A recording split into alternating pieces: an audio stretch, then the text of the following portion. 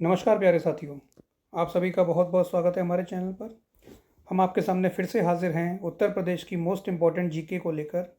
आज हम lecture number 7 या क्लास नंबर 7 की बात करेंगे और इस क्लास में हम role of UP in freedom struggle नाम के चैप्टर का द्वितीय पार्ट सेकंड पार्ट देखेंगे।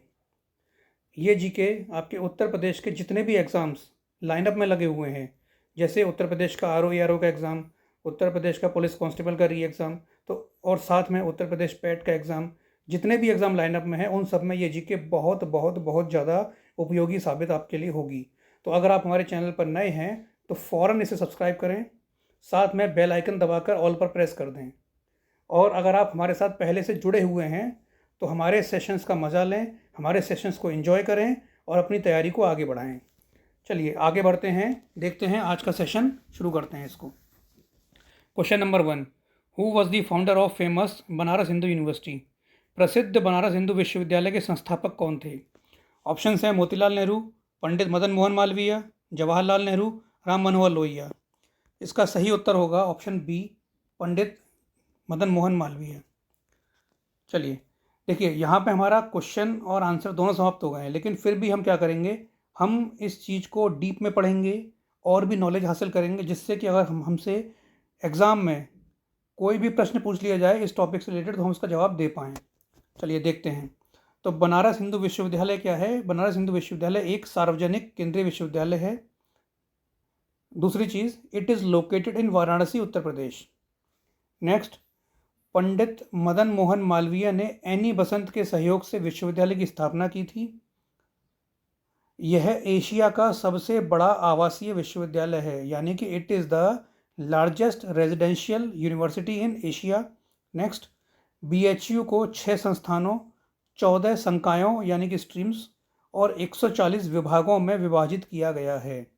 तो देखिए, क्वेश्चन था कि बनारस हिंदू विश्वविद्यालय की स्थापना किसने की या इसको किसने बनवाया, तो सीधा सा आंसर था पंडित मदन मोहन मालवीय। हम इतना बताकर फ़ौरन आगे बढ़ जाते और अगले प्रश्न पर पहुंच जाते, लेकिन हम आपको पंडित मदन मोहन मालवीय और बनारस हिंदू विश्वविद्यालय से रिलेटेड जितने भी फैक्ट्स, जितनी भी अतिरिक्त जानकारी जो आपके एग्जामिनेशन पॉइंट ऑफ व्यू से इम्पॉर्टेंट साबित हो सकती है, वो सब बता रहे हैं। हमने पहले क्या बताया आपको, सबसे पहले कि बनारस हिंदू विश्वविद्यालय क्या है, एक पब्लिक सेंट्रल यूनिवर्सिटी है। दूसरी चीज़, इसकी लोकेशन ये वाराणसी उत्तर प्रदेश में है।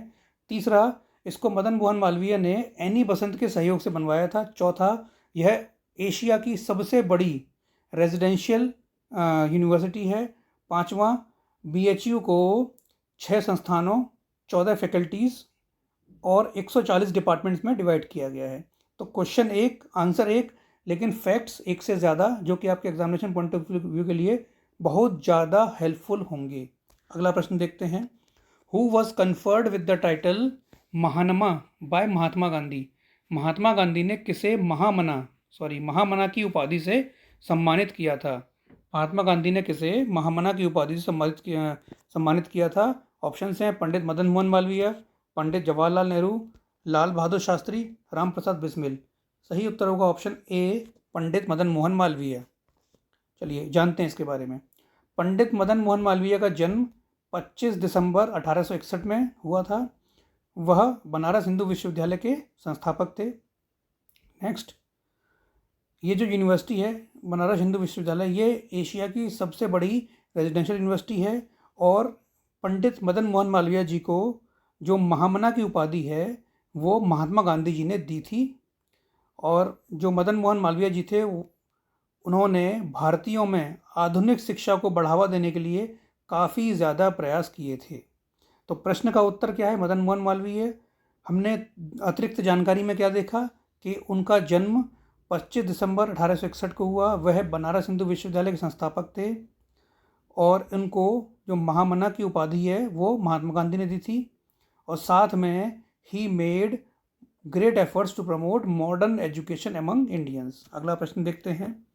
Who was also known as Uttar Pradesh Gandhi? Uttar Pradesh Gandhi के नाम से किसे जाना जाता है? इम्पॉर्टेंट क्वेश्चन है, पूछा गया है, पूछा जाएगा। उत्तर प्रदेश गांधी के नाम से किसे जाना जाता था? ऑप्शंस हैं मोतीलाल नेहरू, मदन मोहन मालवीय, पुरुषोत्तम Das Tandon, none of these. सही उत्तर होगा ऑप्शन सी, पुरुषोत्तम दास टंडन। चलिए इनके बारे में देखते हैं। पुरुषोत्तम दास टंडन जी का जन्म इलाहाबाद में हुआ था, जो कि उत्तर प्रदेश राज्य में स्थित है। वह भारत के विभाजन के एकदम खिलाफ थे। He was against the partition of India. साथ में देखें, उन्हें राजर्षि की उपाधि दी गई। He has been given the title Rajarshi, और he was popularly known as Uttar Pradesh Gandhi. उन्हें लोकप्रिय रूप से उत्तर प्रदेश गांधी के नाम से जाना जाता था। साथ में और आपको बताते चलें कि सन 1961 में उनको भारत रत्न से सम्मानित किया गया, जो कि भारत के सर्वोच्च नागरिक पुरस्कार जो कि भारत का सर्वोच्च नागरिक पुरस्कार है। और वह भारतीय राष्ट्रीय कांग्रेस के सदस्य और उत्तर प्रदेश के स्वतंत्रता सेनानी थे। यानी कि in the year 1961 he was awarded Bharat Ratna. Bharat Ratna क्या है? Highest civilian award of India. He was the member of Indian national Congress and freedom fighter from Uttar Pradesh. तो क्वेश्चन था कि who was known as Uttar Pradesh Gandhi. Uttar Pradesh Gandhi के नाम से किससे जाना जाता था? ऑप्शन हमने देखे, आंसर हमने मार्क किया पुरुषोत्तम दास टंडन। यहाँ पे हमारा क्वेश्चन खत्म हो गया, हम आगे बढ़ जाते नहीं, लेकिन हम आगे नहीं बढ़े। हमने इस पर्टिकुलर टॉपिक से रिलेटेड जितनी भी बातें हो सकती थी, जितने भी अलग फैक्ट्स और फिगर्स हो सकते थे, वो सब देखे समझे, ताकि हम एग्जामिनेशन में अगर इससे रिलेटेड कोई प्रश्न पूछा जाए तो उसमें फंसे नहीं और हम उसको सही मार्क करके ही आगे बढ़ें। अगला प्रश्न देखते हैं। Who led the Banaras rebellion against the Britishers. अंग्रेजों के विरुद्ध बनारस विद्रोह का नेतृत्व किसने किया था? ऑप्शन हैं सुजाउद्दौला, असफुद्दौला, राजा चेत सिंह, राजा महदीब नारायण सिंह। सही उत्तर इसका होगा ऑप्शन सी, राजा चेत सिंह। चलिए जानते हैं। देखिए मुद्दा क्या है, मुद्दा ये है कि बनारस में दो संधियां हुई थी। तो जो बनारस की दूसरी संधि थी, जिसको कि फैजाबाद की संधि के नाम से भी जाना जाता था, शुजा उद दौला की मृत्यु के बाद कंपनी की गवर्निंग काउंसिल द्वारा इसे अवध के नए वजीर पर थोपा गया था। अब वजीर को ब्रिटिश सैनिकों के उपयोग के लिए बड़ी सब्सिडी का भुगतान करना पड़ा और बनारस को ईस्ट इंडिया कंपनी को सौंपना पड़ा। इस संधि के कारण सन 1781 में बनारस के राजा चैत सिंह ने विद्रोह किया था। ठीक है ना। और बनारस की जो रेवोल्यूशन है, जो लड़ाई है, उसके लीडर कौन थे? राजा चेत सिंह। समझे आप कहना क्या चाह रहे हैं? हम आपको ये बताना चाह रहे हैं कि जो बनारस की दूसरी संधि हुई 1775 में, जिसे हम फैजाबाद की संधि के नाम से भी जानते हैं, तो हुआ क्या था कि शुजा की मृत्यु के बाद कंपनी की गवर्निंग काउंसिल द्वारा इसे अवध के नए वजीर पर थोप दिया गया कि जो अवध का नया वजीर बनेगा वो देखेगा। और वजीर को ब्रिटिश सैनिकों के उपयोग के लिए बड़ी सब्सिडी का भुगतान करना पड़ा और बनारस को ईस्ट इंडिया कंपनी को सौंपना पड़ा। इस संधि के कारण 1781 में बनारस के राजा चैत सिंह ने क्या किया? विद्रोह किया और वह बनारस के विद्रोह के नेता रहे। ठीक है, अगला प्रश्न देखते हैं। In the Kakori conspiracy case the main accused Pandit Ram Prasad Bismil was hanged in which city of Uttar Pradesh. Kakori षड्यंत्र केस के मुख्य आरोपी पंडित राम प्रसाद बिस्मिल को उत्तर प्रदेश के किस शहर में फांसी दी गई? ऑप्शन हैं कानपुर, गोरखपुर, वाराणसी, लखनऊ। इसका सही उत्तर है ऑप्शन बी, गोरखपुर। तो देखिए ये जो काकोरी वाला जो केस था, इसमें राम प्रसाद बिस्मिल, अशफाक उल्ला खान, रोशन सिंह और राजेंद्र नाथ लाहिड़ी, इनको मौत की सज़ा सुनाई गई थी। 19 दिसंबर 1927 को राम प्रसाद बिस्मिल को गोरखपुर जेल में, अशफाक उल्ला खान को फैजाबाद जेल में, ठाकुर रोशन सिंह को नैनी इलाहाबाद जेल में फांसी दे दी गई। तो क्वेश्चन क्या था कि जो काकोरी कॉन्स्पिरेसी केस था, उसके मेन एक्यूज्ड राम प्रसाद बिस्मिल को फांसी कहाँ पर दी गई, किस जेल में दी गई? तो आंसर है गोरखपुर। लेकिन हमने साथ में और क्या देखा कि फांसी कब दी गई? 19 दिसंबर 1927 को दी गई। उनके अलावा जो और एक्यूज थे, असफुल्ला खान, रोशन सिंह, इन लोगों को कहाँ फांसी दी गई? असफुल्ला खान को फांसी दी गई फैजाबाद जेल में, रोशन सिंह को फांसी दी गई नैनी इलाहाबाद जेल में। अगला प्रश्न देखते हैं। Kakori train robbery was happened on. Kakori train डकैती कब हुई थी? ऑप्शंस 6 अगस्त 1923, 9 अगस्त 1925, 9 अगस्त 1928, 9 अगस्त 1931। इसका सही उत्तर है ऑप्शन बी, 9 अगस्त 1925। चलिए इसके बारे में जानते हैं। काकोरी ट्रेन कार्रवाई, काकोरी साजिश का उदाहरण एक ट्रेन डकैती थी जो भारत में ब्रिटिश शासन के खिलाफ भारतीय स्वतंत्रता आंदोलन के दौरान 9 अगस्त 1925 को लखनऊ के पास एक गांव काकोरी में हुई थी। ठीक है। एक चीज़ हमने देखी क्या कि जो काकोरी ट्रेन एक्शन या काकोरी ट्रेन कांड था, रॉबरी थी, लूट थी, उसको लखनऊ के पास काकोरी नामक गांव के पास 9 अगस्त 1925 को किया गया था। और यह it was the Indian movement, independence movement against the British rule in India. इसको ऑर्गेनाइज किसने किया था, इसका आयोजन किसने किया था? इसका आयोजन किया था HRA, हिंदुस्तान रिपब्लिकन एसोसिएशन ने। ठीक है, अगला प्रश्न देखेंगे। Where was Chandrashekhar Azad died? Chandrashekhar Azad की मृत्यु कहाँ हुई? ऑप्शंस आपके सामने हैं, कानपुर, लखनऊ, इलाहाबाद, सहारनपुर। सही उत्तर है ऑप्शन सी, इलाहाबाद। तो आप जानते हैं कि चंद्रशेखर आज़ाद जी ने कसम खाई थी कि वो जिंदा, अंग्रेज़ों के हाथ जिंदा नहीं आएंगे। तो जब उनको लगा कि वो पकड़ने वाले, उनको अंग्रेज पकड़ लेंगे और वो पकड़े जाने वाले हैं, तो उन्होंने खुद को गोली मार ली थी। ठीक है, तो Chandrashekhar Azad shot himself and died on 27 February 1931 to keep his promise of not being captured alive by the Britishers. His death place was Allahabad. अंग्रेजों द्वारा जिंदा न पकड़े जाने के अपने वादे को निभाने के लिए 27 फरवरी 1931 को चंद्रशेखर आज़ाद ने खुद को गोली मार ली और उनकी मृत्यु हो गई, और मृत्यु का स्थान था इलाहाबाद। अगला प्रश्न देखेंगे। Who among the following was the first person to throw bomb on the central assembly? केंद्रीय असेंबली पर बम फेंकने वाला पहला व्यक्ति कौन था? व्यक्ति थे और भी, लेकिन पहला व्यक्ति कौन था? ऑप्शन है चंद्रशेखर आज़ाद, भगत सिंह, रामप्रसाद बिस्मिल, सचिन सान्याल। तो ऑप्शन बी इसका करेक्ट आंसर है, Bhagat Singh. Bhagat Singh along with Batukeshwar Dutt was the main accused in assembly bomb case. वो लोग हिंदुस्तान रिपब्लिकन एसोसिएशन के सदस्य थे और 1929 में उन्होंने केंद्रीय विधानसभा पर बम फेंके थे। ठीक है, तो आपको दो चीज़ें पता चली। एक तो ये कि वो जो ये बम फेंकने वाला केस है ये सन 1929 में हुआ था, और ये जो भगत सिंह और बटुकेश्वर दत्त थे ये हिंदुस्तान सोशलिस्ट रिपब्लिकन एसोसिएशन के सदस्य थे, मेंबर थे। अगला क्वेश्चन देखेंगे। Who became the president of Indian national Congress at Lahore session in 1929? 1929 में लाहौर अधिवेशन के भारतीय राष्ट्रीय कांग्रेस के अध्यक्ष कौन बने?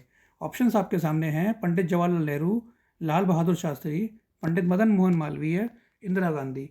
सही उत्तर इसका होगा ऑप्शन ए, पंडित जवाहरलाल नेहरू। तो जानते हैं इसके बारे में।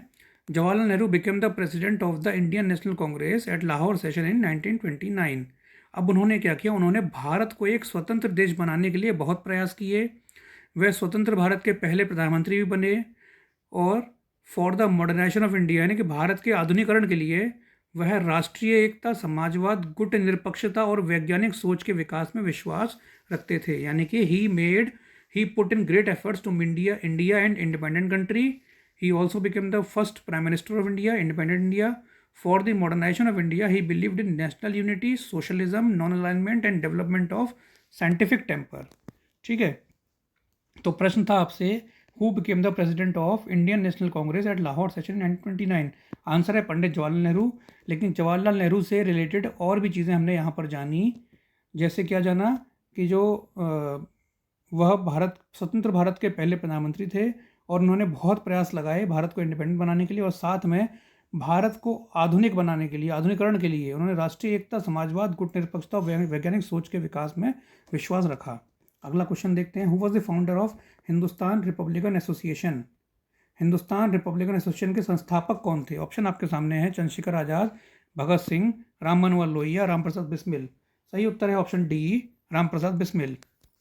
तो सचिंद्र नाथ सन्याल और Ramprasad Bismil were the founder members of the Hindustan Republican association. और ये जो हिंदुस्तान रिपब्लिकन एसोसिएशन है जो इसकी स्थापना है वो अक्टूबर 1924 को कानपुर में हुई थी। हिंदुस्तान रिपब्लिकन एसोसिएशन की स्थापना अक्टूबर 1924 को कानपुर में हुई थी, यानी कि HRA was founded on October 1924 इन कानपुर। अगला प्रश्न देखेंगे। Ram Prasad Bismil was accused in which of the following conspiracy? Ram Prasad Bismil पर निम्नलिखित में से किस षड्यंत्र का आरोप लगाया गया था? ऑप्शंस हैं, मैनपुरी कॉन्स्पिरेसी, काकोरी कॉन्स्पिरेसी, मैनपुरी और काकोरी दोनों, या फिर इनमें से कोई नहीं। तो सही उत्तर है बोथ ए एंड बी, यानी कि राम प्रसाद बिस्मिल जी का जो इन पर आरोप लगे थे षड्यंत्र करने के, तो मैनपुरी कॉन्स्पिरेसी के भी आरोप लगे और काकोरी कॉन्स्पिरेसी के भी आरोप इन पर लगाए गए। तो रामप्रसाद बिस्मिल पर काकोरी और मैनपुरी दोनों षड्यंत्रों का आरोप लगाया गया था। 9 अगस्त 1925 को सोशलिस्ट रिपब्लिक एसोसिएशन के 9 सदस्यों ने काकोरी ट्रेन को लूट लिया था। कितने लोगों ने? 9 सदस्यों ने। इस घटना को काकोरी षड्यंत्र केस के नाम से जाना जाता है। उन्होंने गेंदालाल दीक्षित के साथ मिलकर 1918 में मैनपुरी षड्यंत्र में भी भाग लिया और उनके खिलाफ आपराधिक मामला दायर किया गया। बाद में 1 नवंबर 1919 को मैनपुरी के न्यायिक मजिस्ट्रेट ने उन्हें भगोड़ा घोषित कर दिया। ठीक है, आंसर है कि रामप्रसाद बिस्मिल जी के ऊपर जो आरोप लगे षड्यंत्र करने के, वो काकोरी कॉन्स्पिरेसी और मैनपुरी कॉन्स्पिरेसी दोनों के लगे। अन्य तथ्य हमने क्या देखे, अन्य जानकारी क्या हासिल की कि जो काकोरी ट्रेन इंसिडेंट है वो 9 अगस्त 1925 को 9 members of socialist Republic association ने उसको जो है किया, और इस इंसिडेंट को काकोरी कॉन्स्पिरेसी केस के नाम से जानते हैं। साथ में रामप्रसाद बिस्मिल जी ने मैनपुरी कॉन्स्पिरेसी जो कि 1918 में हुई थी, उसमें गेंदालाल दीक्षित के साथ मिलकर ये इसमें हिस्सा लिया और उनके ऊपर क्रिमिनल केस भी फाइल किया गया। और उसके बाद 1 नवंबर 1919 को जो जुडिशरी मजिस्ट्रेट ऑफ मैनपुरी थे, उन्होंने उन्हें एब्सकॉन्डर यानी कि भगोड़ा घोषित कर दिया। अगला प्रश्न, Ram Prasad Bismil was hanged in which jail? Ram Prasad Bismil ji को किस जेल में फांसी दी गई थी? गोंडा, फैजाबाद, गोरखपुर, वाराणसी? सही उत्तर होगा इसका ऑप्शन सी, गोरखपुर। तो Ram Prasad Bismil was hanged at Gorakhpur jail on 19 December 1927। ठीक है, आंसर यहाँ खत्म हो गया। आगे बढ़ते हैं और चीज़ें देखते हैं इसके बारे में। He was a freedom fighter and revolutionary. He played a major role in Mainpuri conspiracy of 1918 and Kakori conspiracy of 1925। He was also a great poet of Urdu and Hindi. वह उर्दू और हिंदी के महान शायर भी थे। ठीक है, next question, who presented Nehru report in 1928 which is considered as the blueprint of modern constitution? 1928 में नेहरू रिपोर्ट, जिसे आधुनिक संविधान का ब्लूप्रिंट माना जाता है, किसने प्रस्तुत की? ऑप्शंस हैं जवाहरलाल नेहरू, मोतीलाल नेहरू, मदन मोहन मालवीय, महात्मा गांधी। सही उत्तर होगा ऑप्शन बी, मोतीलाल नेहरू। चलिए देखते हैं। Motilal Nehru presented Nehru report in 1928 which is considered as the blueprint of modern constitution. ठीक है, मोतीलाल नेहरू ने 1928 में नेहरू रिपोर्ट प्रस्तुत की, जिसे आधुनिक संविधान का ब्लूप्रिंट माना जाता है। नेहरू रिपोर्ट भारत के संविधान के लिए एक नई डोमिनियन स्थिति और सरकार की बेहतर व्यवस्था के लिए अपील करने के लिए ज्ञापन था। इसे मोतीलाल नेहरू की अध्यक्षता में एक समिति द्वारा तैयार किया गया था और जवाहरलाल नेहरू ने सचिव के रूप में कार्य किया था, यानी कि it was prepared by committee chaired by Motilal Nehru and Jawaharlal Nehru acted as secretary. ठीक है, next question, who was considered to be the architect of the modern Indian nation state? आधुनिक भारत राष्ट्र राज्य का निर्माता किसे माना जाता है? ऑप्शंस हैं मोतीलाल नेहरू, मदन मोहन मालवीय, लाल बहादुर शास्त्री या जवाहरलाल नेहरू? इसका सही उत्तर होगा ऑप्शन डी, पंडित जवाहरलाल नेहरू। तो Pandit Jawaharlal Nehru was considered to be the architect of the modern India. उन्हें आधुनिक भारत का वास्तुकार माना जाता था। He made efforts to make India an independent country and he was the first prime minister of independent India. उन्होंने भारत को एक स्वतंत्र देश बनाने के लिए काफ़ी प्रयास किया और वे स्वतंत्र भारत के पहले प्रधानमंत्री थे। और for the modern India Nehru set 7 goals. Nehru set 7 goals, some of them include development of scientific temper, national unity and socialism. आधुनिक भारत के लिए नेहरू ने 7 लक्ष्य निर्धारित किए थे। इनमें से कुछ लक्ष्य क्या हैं? वैज्ञानिक स्वभाव, राष्ट्रीय एकता, समाजवाद। नेक्स्ट क्वेश्चन देखेंगे, the tenure of Jawaharlal Nehru as the prime minister of India was. Bharat के प्रधानमंत्री के रूप में जवाहरलाल नेहरू का कार्यकाल क्या था? ऑप्शंस आपके सामने, 15 अगस्त 1957 से 27 मई 1964। हो ही नहीं सकता क्योंकि पहले प्रधानमंत्री थे वो 1947 में बने थे। दूसरा 26 जनवरी 1947 से 15 अगस्त 1964। नेक्स्ट 18 मार्च 1950 से 30 दिसंबर 1967 या 26 जनवरी 1950 से 15 अगस्त 1964। इसका सही उत्तर होगा ऑप्शन बी, 26 जनवरी 1947 से लेके 15 अगस्त 1964। चलिए देखते हैं इसके बारे में। जवाहरलाल नेहरू 15 अगस्त 1947 को स्वतंत्र भारत के पहले प्रधानमंत्री बने। उन्होंने वर्ष 1964 में अपनी मृत्यु तक भारत के प्रधानमंत्री के रूप में कार्य किया। 16 साल और 264 दिनों का चला उनका प्रधानमंत्रित्व काल, जो आज तक भारत में सबसे लंबा है। 1964 में दिल का दौरा पड़ने से उनकी मृत्यु के साथ समाप्त हुआ। यानी कि अभी तक क्या है कि वो सबसे ज़्यादा टाइम तक प्रधानमंत्री की पोस्ट पर रहने वाले भारत के प्रधानमंत्री रहे। 16 साल और 286 दिन उन्होंने भारत के प्रधानमंत्री का पद को संभाला। ही was the first prime minister of independent India. और उनकी जब मौत हुई 1964 में, मृत्यु हुई जब उनकी 1964 में दिल के दौरे से, तब तब उनका प्रधानमंत्री पद खाली हुआ और फिर नेक्स्ट प्राइम मिनिस्टर आए। तो ये आपको हमारी क्लास ख़त्म हुई, यहाँ पे हमारी क्लास सेशन समाप्त हुआ। उम्मीद करते हैं आपने सेशन पसंद किया होगा, एंजॉय किया होगा। वीडियो को लाइक करें, चैनल को सब्सक्राइब करें और साथ में बेल आइकन दबाकर ऑल पर क्लिक करें, जिससे कि आपको नोटिफिकेशन टाइम से मिलता रहे। मिलते हैं बहुत जल्दी ही नेक्स्ट क्लास में। Thank you very much. आप सभी का बहुत बहुत आभार।